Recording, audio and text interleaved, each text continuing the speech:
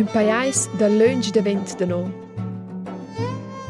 Più precis, un dels 54 pajais dall'Africa, Eritrea. Qui avezzaivat fin già che una lunghezza del pajais es del tot al mar Cotchen. E quai sono in cas 1000 kilometers riva per ir a nodar. Qua è circa da qua fin in Inghilterra.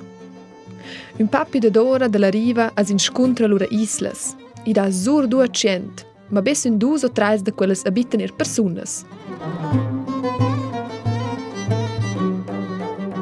Si va da vent dal mar, circa un'ora e mezza con l'auto, lura as riva la città principale, Asmara. Là viven sur 660.000 personas. Quai sono 3,5 jadas de più abitanti che quai c'el Grigiun ha.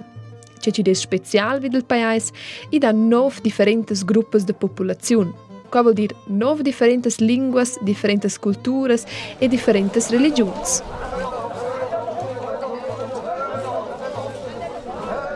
Il pajais Eritrea è un pajais con bler mar, però montagne uscisco qui in Svizzera. Be fin già la città principale Asmara è su 2300 metri sul mar. Usce oggi con certe montagne in nos cantun.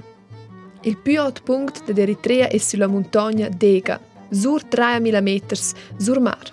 E di le montagne daia il paus scoprono, semplicemente c'è la contrada o un po' oltre. Il clima è bler più sud scoprono. Un bel pajais.